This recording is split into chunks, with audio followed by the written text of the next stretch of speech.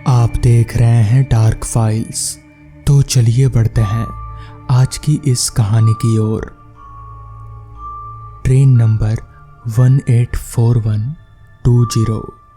सफ़र बड़ा है, कहते हुए अपनी पीठ पर अपना बैग लादे हुए अमन ट्रेन में चढ़ जाता है और वो अपने टिकट में लिखे बर्थ में अपना सामान रख देता है और खुद भी वहीं बैठ जाता है। अमन अपनी नज़र इधर उधर घुमाता है और अपने कंधे को उचकते हुए खुद से ही कहता है, क्या बात है, इतनी बड़ी बोगी में सिर्फ 25-30 लोग ही हैं। और वो अपना मोबाइल निकालकर किसी से बात करने लगता है। उस वक्त रात के 8 बज रहे थे। तभी अमन के कंधे पर किसी ने हाथ रखा।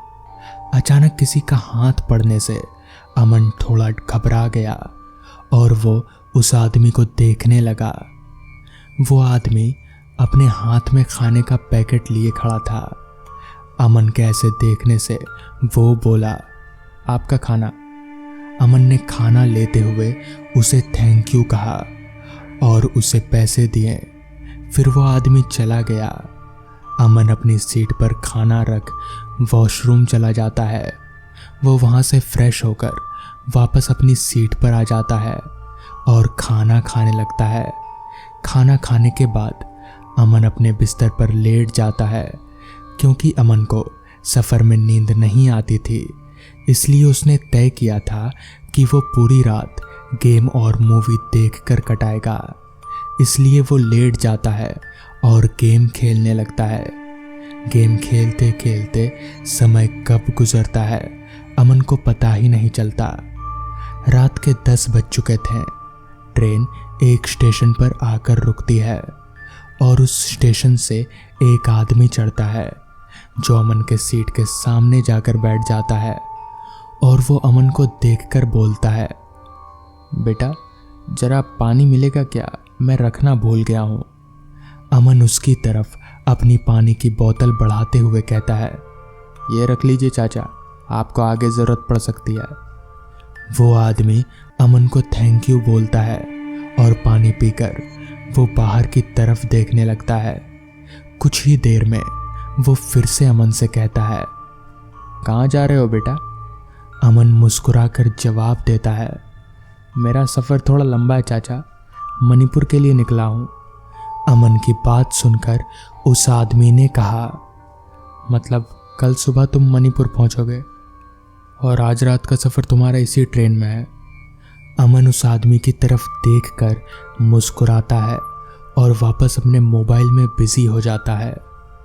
करीब रात के 11 बजे वो आदमी एक स्टेशन पर उतर जाता है और अमन का दिया हुआ पानी का बोतल वो साथ लेकर जाता है। जाते जाते वो अमन से कहता है, बेटा रात के 11 बज रहे हैं, इस तरह सफ़र में जागना ठीक नहीं। तुम्हें तो मालूम ही होगा कि ये ट्रेन रुद्रपुर होकर जाएगी करीब 2-3 बजे के बीच, और आज अमावस की काली रात है। आज के दिन खूनी चुड़ैल जिसका कटा हुआ सर, खून से सना हाथ नौजवानों का शिकार करती है, इसलिए देर रात तक जागना ठीक नहीं। अपना चादर ओढ़कर सो जाओ और भूल से भी उस वक्त उठना नहीं। इतना कहकर वो वहाँ से चला जाता है। अमन उस आदमी की बात को मजाक में लेता है और हंसकर उड़ा देता है और खुद में ही बड़बड़ाते हुए कहता है, पता नहीं कब ये लोग अंधविश्वास से बाहर आएंगे। क्या होता है ये भूत चुड़ैल, मुझे तो समझ में नहीं आते ये सब। आज मुलाकात करने का मौका मिला है तो मैं भी ज़रा देख लूँ ये क्या भला है। और वो अपने मोबाइल में गेम खेलने लगता है। समय कब निकलता है अमन को पता ही नहीं चलता। जब ट्रेन झटके से रुकती है तब उसकी नज़र घड़ी पर पड़ती है। रात के 3 बज रहे थे। अमन ने सोचा कि अब थोड़ा सोया जाए और वो फ्रेश होने के लिए बाथरूम की तरफ बढ़ जाता है। अमन बाथरूम के गेट खोलने के लिए ढकेलता है, लेकिन दरवाज़ा अंदर से बंद था। अमन ने वहीं खड़े होकर दरवाजे के खुलने का इंतज़ार किया, लेकिन 10 मिनट तक भी किसी ने दरवाज़ा नहीं खोला और ना ही कोई बाहर आया। अमन ने इस बार दरवाज़ा खटखटाने के लिए अपना हाथ आगे बढ़ाया कि बाथरूम का दरवाज़ा खुल गया। अमन को थोड़ा अजीब लगा, लेकिन उसने ज़्यादा ध्यान नहीं दिया। उसे लगा जब उसकी पलकें नींद से झपकी होंगी तो बाहर चला गया होगा कोई, और वो बाथरूम के अंदर घुस गया। अमन ने जैसे ही वॉश बेसिन की नल खोली, पानी लाल रंग का आने लगा। लाल रंग का पानी देखकर अमन घबरा गया। अजीब अजीब आवाज़ों ने अमन को पहले ही डरा दिया था। अमन को समझते देर ना लगी कि वो पानी नहीं बल्कि खून है, और वो ज़ोर से चीख पड़ा। अमन को जब अजीब अजीब डरावनी आवाज़ें सुनाई देने लगी, वो बहुत घबरा गया और वो बाथरूम से बाहर निकलकर अपनी सीट की तरफ भागा। अमन ने देखा कि ट्रेन स्टेशन पर खड़ी है, और वो जैसे ही ट्रेन से उतरने के लिए गेट की तरफ गया, ट्रेन का गेट अपने आप ही बंद हो गया और ट्रेन रफ्तार से आगे बढ़ने लगी। अमन ने किसी से मदद मांगने की सोची, लेकिन पूरा ट्रेन खाली था। अमन हैरान था, क्योंकि वो जब ट्रेन में चढ़ा था तब 25 से 30 लोग उस ट्रेन में पहले से ही बैठे हुए थे। अमन को कुछ समझ नहीं आ रहा था कि वो क्या करे। तभी एक खिड़की एकदम तेजी से कर्र की आवाज़ के साथ खुली और उसमें से एक खून से सना हुआ हाथ अमन की तरफ बढ़ता है। अमन खुद को बचाने के लिए चीखने लगता है, लेकिन कोई फायदा नहीं था। वहाँ कोई भी नहीं था जो अमन की आवाज़ सुन सके। खून से सना हुआ हाथ अमन की गर्दन को पकड़ लेता है और तभी अमन की आंख बंद हो जाती है। अगले दिन पेपर पर एक न्यूज़ आर्टिकल छपता है। एक और नौजवान को खूनी चुड़ैल ने बनाया अपना शिकार। सूचना आप सबसे अनुरोध है, जब भी अमावस्या की काली रात को ट्रेन नंबर 184120 में सफ़र करें तो रात को जागे नहीं। कितनी भी तेज आवाज़ आए उठकर नहीं जाएं, वरना आपका भी ये हाल हो सकता है। तो दोस्तों, ये थी आज की पहली कहानी। तो चलिए बढ़ते हैं आज की दूसरी कहानी की ओर। मेरा नाम अंकित है और मेरी उम्र 33 साल की है। आज से 10 साल पहले जब मेरी उम्र 23 साल की थी तो मेरे साथ एक ऐसी घटना घटी जिसे आज तक मैं भूल नहीं पाया, और भूलूं भी कैसे। वो घटना कोई मामूली घटना नहीं थी।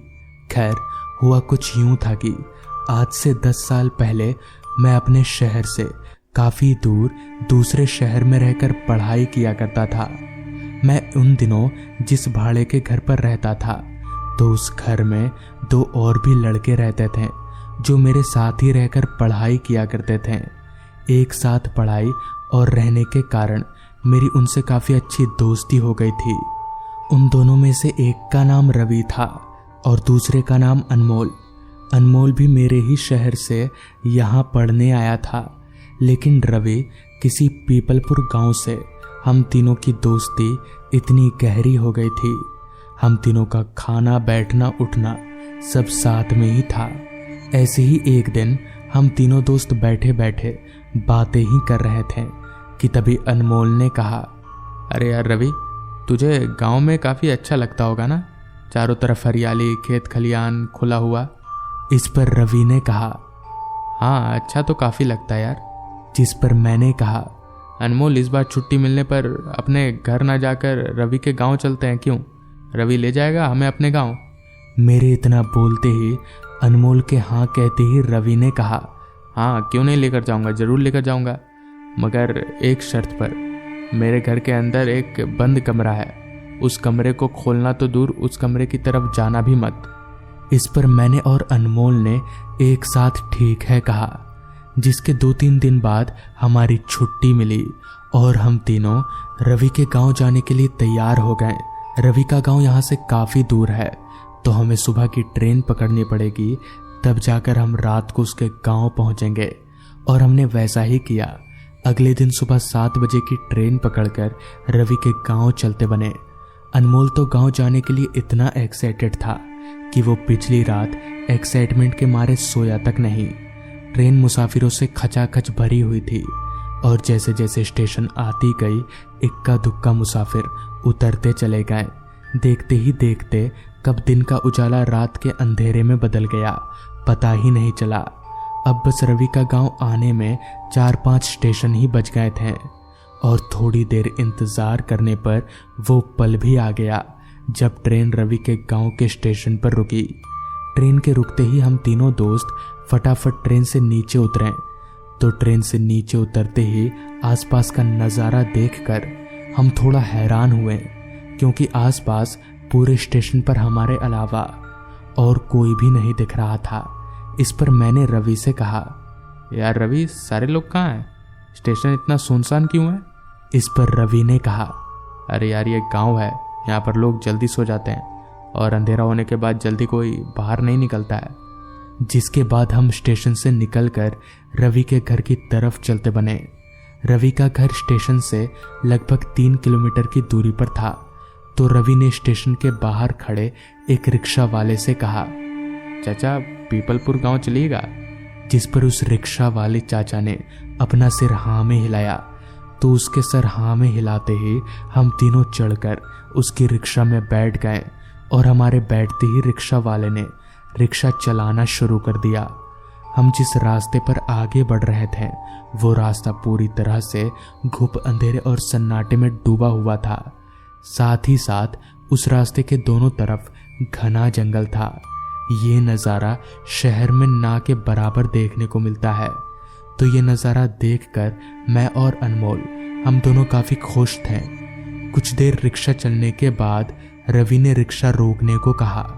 तो रिक्शा के रोकते ही रवि के साथ साथ हम दोनों भी रिक्शा से नीचे उतरे। नीचे उतरकर रवि से नीचे उतरने का कारण पूछने पर पता चला कि रवि का घर आ गया है। जिसके बाद हम रवि के साथ उसके घर के अंदर दाखिल हुए तो उसके घर पर उसके माँ के अलावा और कोई भी नहीं था। इस बारे में रवि से पूछने पर पता चला कि उसके पापा किसी रिश्तेदार के घर किसी काम से गए हैं और वह कल सुबह तक लौटेंगे। जिसके बाद रवि की माँ ने हमारे लिए गर्मा गर्म खाना बनाया और हम खाना पीना खाकर ठीक रात के 10 बजे रवि के कमरे में सोने चले गए। हम सुबह से काफ़ी थके हुए थे, जिस कारण बिस्तर पर लेटते ही नींद ने हमें कब अपने आगोश में ले लिया पता ही नहीं चला। फिर मेरी आंख अनमोल की आवाज़ से खुली जो मेरे कानों में आकर बोल रहा था, अंकित उठ, चल देखते हैं उस कमरे के अंदर क्या है। अनमोल की बात सुनकर मैं धीरे धीरे उठकर अपने बिस्तर पर बैठा। हम जो करने जा रहे थे वो ठीक तो नहीं था, मगर उस कमरे के अंदर है क्या ये जानने के लिए हमें करने के लिए तैयार थे।